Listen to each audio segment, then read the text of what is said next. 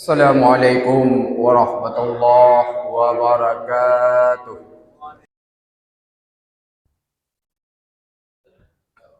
Alhamdulillahi rabbil alamin. Wa bihi nasta'inu ala umuri dunya waddin. Allahumma salli ala sayyidina Muhammad wa ala alihi wa sahbihi ajma'in. Allahumma ij'alna hadza jam'an marhuma wa tafarruqana min ba'dihi tafarruqan ma'suma. Sadaqallahul azim wa sadaqa rasuluhun nabiyul karim. Setelah kita memuja dan memuji kepada Allah Subhanahu wa taala dan bersalawat kepada baginda Rasulullah sallallahu alaihi wasallam dan kepada keluarganya dan para sahabat beliau sekalian. Mari yang saya muliakan terutama sekali kepada guru kita bersama, Imam Besar Masjid beserta seluruh pengurusnya yang insya-Allah Allah muliakan. Juga yang mulia kepada guru-guru kami dan orang tua kami, kaum muslimin, para hamba Allah, sidang jamaah Jumat yang dimuliakan Allah Subhanahu wa taala.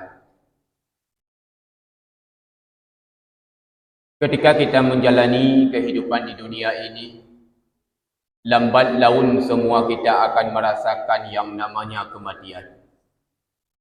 Semua kita meyakini yang bahwasanya mati itu pasti akan datang kepada kita. Namun yang menjadi pertanyaan besar bagi kita, apa bekal yang telah kita persiapkan ketika kematian menghampiri kita bersama? Maka dalam hadis Nabi bersabda, al-qayyasu man dana nafsahu wa amila lima ba'dal maut. Orang yang cerdas hidup di dunia ini, itulah orang yang selalu introspeksi diri, menjaga dirinya daripada segala hawa nafsunya, mengendalikan dirinya daripada segala hawa nafsunya, dan beramal sesudah kematiannya. Sebaliknya bagi orang-orang yang bodoh, yang ketika hidup di dunia ini selalu mengikuti akan hawa nafsunya dan beramal sesudah, dan tidak mau beramal sesudah kematiannya. Sejauh ini telah Allah berikan usia kepada kita, kemana kita gunakan umur tersebut?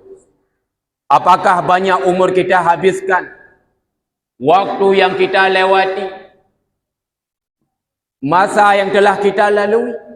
Banyak tempat kebaikan ataukah banyak di tempat keburukan? Coba kita renungkan. Kalau umur yang Allah berikan banyak kita habiskan pada tempat yang kebaikan, maka berbahagialah. Tapi sebaliknya, bila umur yang Allah beri banyak kita gunakan pada tempat kemaksiatan, tentu kita akan menjadi orang-orang yang celaka. Kematian walaupun sering kita dengar, tapi itu bukanlah perkara yang mudah. Hanyalah bagi orang-orang yang bertakwa yang akan mengalami kebahagiaan ketika kematian datang kepadanya. Karena ketika kematian itu datang kepada kita, tentu kita sebelum berangkat menuju alam akhirat, tentu kita harus tidur di alam barzakh. Alam barzakh merupakan alam pertama daripada alam akhirat, alam terakhir daripada alam dunia. Bila di alam barzakh kita selamat, kemungkinan besar kita akan selamat di akhirat kelak. Tetapi sebaliknya, bila di alam barzakh kita sengsara, tentu kita pun akan sengsara di akhirat kelak. Maka butuh modal untuk supaya selamat dan bahagia di alam barzakh sampai alam akhirat. Apa itu modal? Itulah amalan yang salih yang kita kerjakan di dunia ini.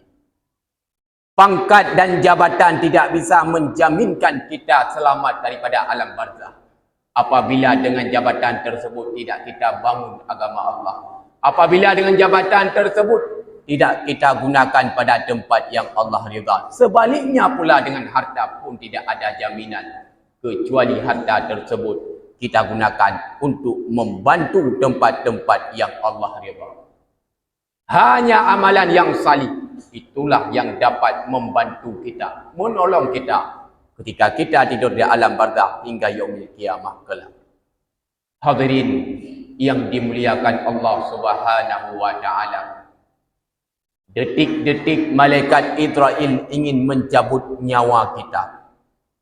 Apabila ketika kita di dunia ini selalu bertakwa kepada Allah, sehingga kita dinamakan dengan mukmin yang sejati, yang selalu mengerjakan apa yang Allah perintahkan dan meninggalkan segala larangannya, maka tentu ada 5 anggota jasad akan memberi alasan.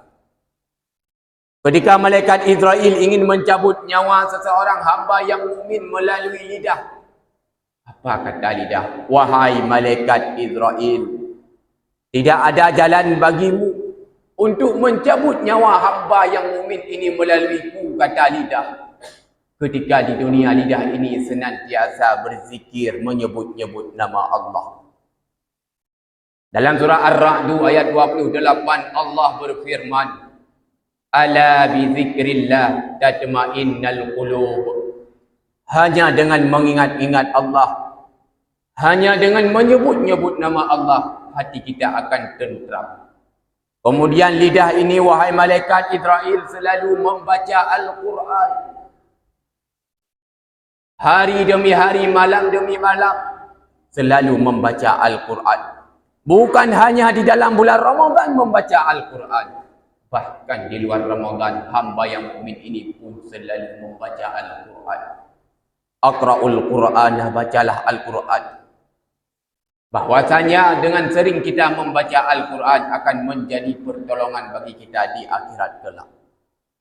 Kemudian, wahai malaikat Israel, ketahuilah, lidah hamba yang mukmin ini ketika di dunia selalu membaca kitab-kitab karangan ulama, selalu berkata yang baik yang ada manfaat bagi dirinya dan orang lain mulai dunia hingga akhirat. Selalu dengan lidah ini bersalawat kepada Rasulullah sallallahu alaihi wasallam.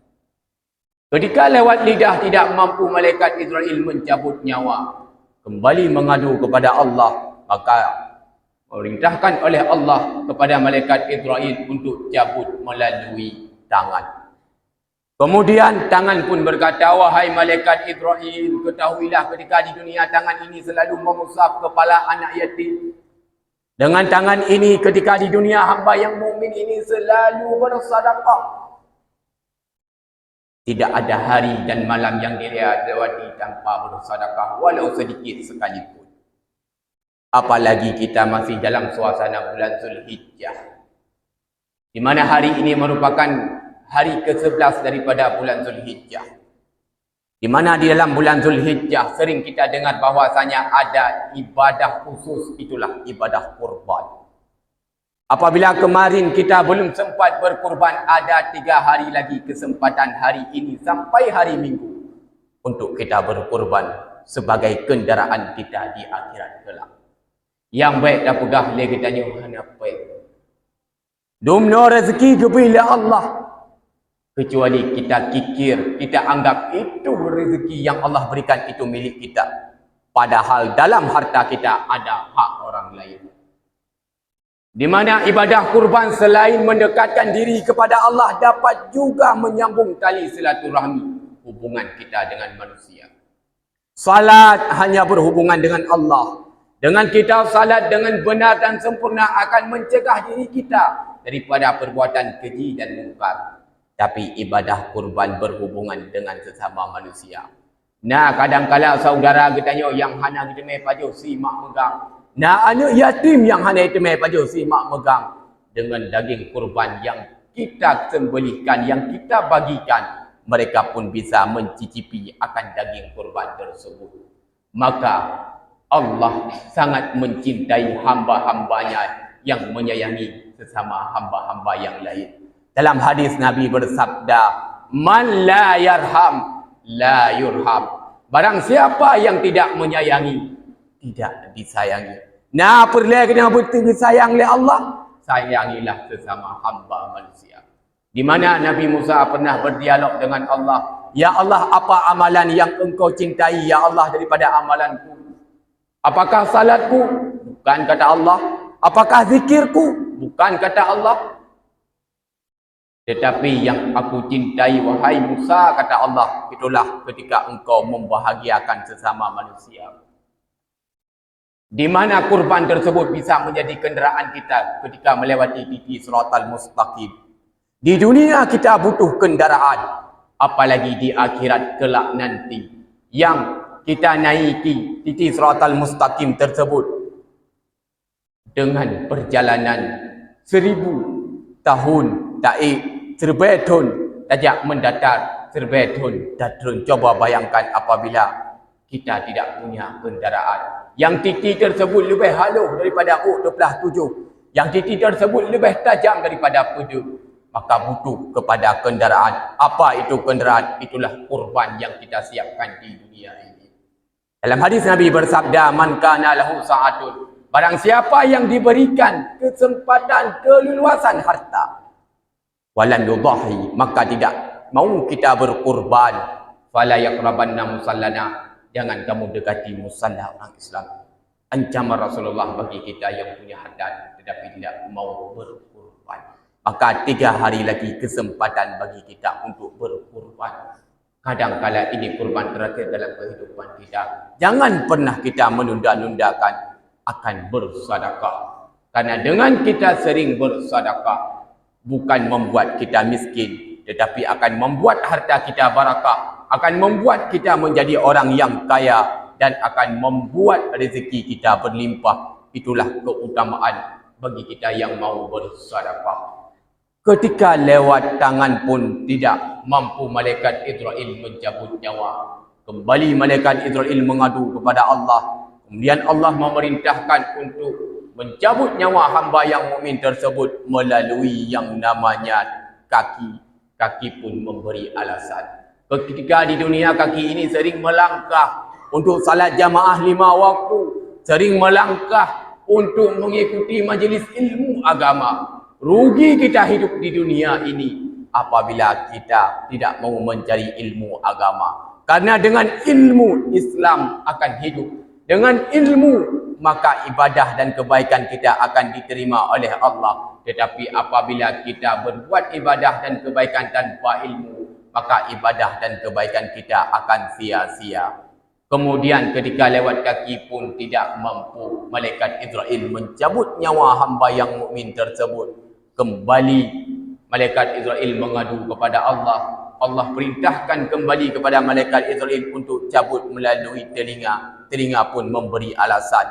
Ketika telinga memberi alasan, Allah perintahkan untuk cabut melalui yang namanya mata. Mata pun memberi alasan. Ketika 5 anggota jasad tersebut memberi alasan, kemudian pula malaikat Israel kembali mengadu kepada Allah, ya Allah, bagaimana cara mencabut nyawa hamba dan yang mukmin tersebut? 5 buah anggota memberi alasan.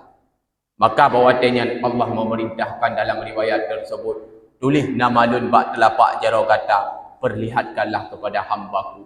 Ketika lagi dia terkala nama Allah, tanpa terasa hamba yang mukmin tersebut nyawang bacut-bacut dipuik oleh malaikat Israel hingga teruk bak kerongkongan. Ketika nyawa sudah berada di kerongkongan, wa antum hina idzin tanzurun, pada waktu itu semua perbuatan kita akan Allah nampakkan. Apakah itu perbuatan baik maupun perbuatan jahat. Tentu apabila kita banyak berbuat kebaikan di dunia ini, tentu ketika nyawa sudah berada di kerongkongan, yang Allah perlihatkan itulah syurga beserta kenikmatannya hingga kita bahagia. Na'udzubillah. Ketika kita banyak berbuat kemaksiatan di dunia ini, tentu yang Allah perlihatkan neraka beserta azab-azabnya. Ketika nyawa sudah berada di kerongkongan, pintu taubat telah Allah tutup. Ketika bakwatanya tanya taubat kepada Allah, Allah hanya tulis taubat katanya. Walau taruh imada darah sekalipun, yuh watai kebi kesempatan dia Allah bak urah yang mulianya. Mari senantiasa kita bertaubat kepada Allah. Akui ataupun tidak, kita semua manusia yang punya kesalahan, baik yang berhubungan dengan Allah maupun yang berhubungan dengan sesama manusia. Cara salah satunya itulah bertaubat di atas kesalahan. Maka mari di sisa-sisa hidup yang mentang Allah beri kepada kitanya, pergunakanlah dengan sebaik-baiknya. Jadikanlah dunia yang sedang kita jalani hari ini sebagai inspirasi, sebagai wasilah, sebagai ladang untuk kita berbuat kebaikan yang akan kita panen di akhirat kelak. Apabila kita lalai di dunia ini, tertipu dengan kehidupan yang sementara, kita akan menderita di akhirat kelak. Maka dalam hadis Nabi bersabda, aksiru zikra hadhimil ladzat, perbanyakkan olehmu untuk mengingat-ingat ataupun menyebut-nyebut kematian.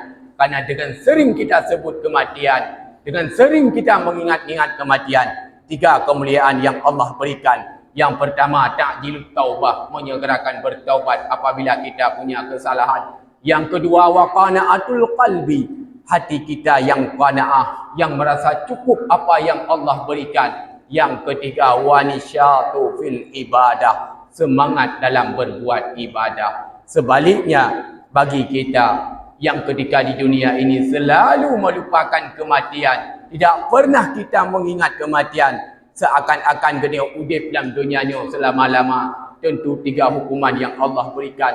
Yang pertama, wa taswifut taubah, menunda-nunda taubat. Yang kedua, tidak rida di atas ketetapannya Allah.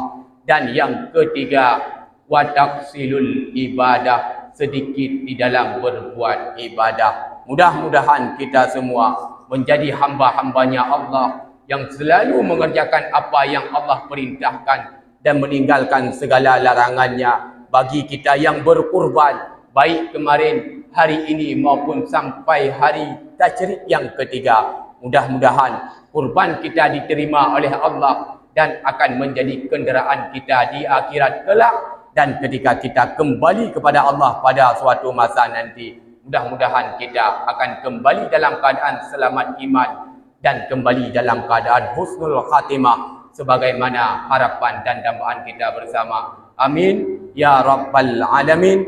Demikianlah barangkali yang dapat saya sampaikan dalam waktu yang singkat ini.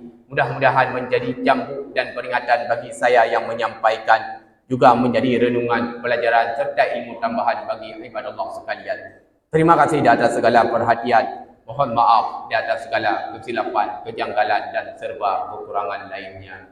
Alhamdulillahi Rabbil Alamin. Allahumma salli wa sallim wa barik ala Sayyidina Muhammad wa ala alihi wa sahbihi ajma'in. Ayyuhan nas, ittaqullaha haqqa tuqatih wa la tamutunna illa wa antum muslimun. Bismillahirrahmanirrahim. Salamun qawlan min rabbir rahim. Sadaqallahul azim. Barakallahu li wa lakum fil Qur'anil azim. Wa naf'ani wa iyyakum bima fihi minal ayati wa zikril hakim. Wa taqabbala minni wa minkum tilawatahu innahu huwas samiul basir.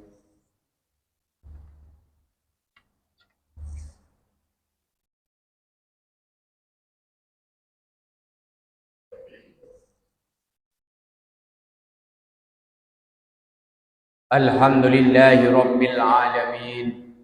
Allahumma salli wa sallim wa barik ala Sayyidina Muhammad wa ala alihi wa sahbihi ajma'in. Ayyuhan nas, ittaqullaha haqqa tuqatih wa la tamutunna illa wa antum muslimun. Bismillahirrahmanirrahim. Inna Allah wa malaikatahu yusalluna ala nabi. Ya ayyuhalladzina amanu sallu alaihi wa sallimu taslima. Allahumma ghafir lana dhunubana wa li jami'il muslimina wal muslimat wal mu'minina wal mu'minat al ahya'i minhum wal amwat bi rahmatika ya arhamar rahimin. Rabbana atina fid dunya hasanah wa fil akhirati hasanatan wa qina azabannar. Wa la dzikrullahi akbar wallahu ya'lamu ma tasna'un.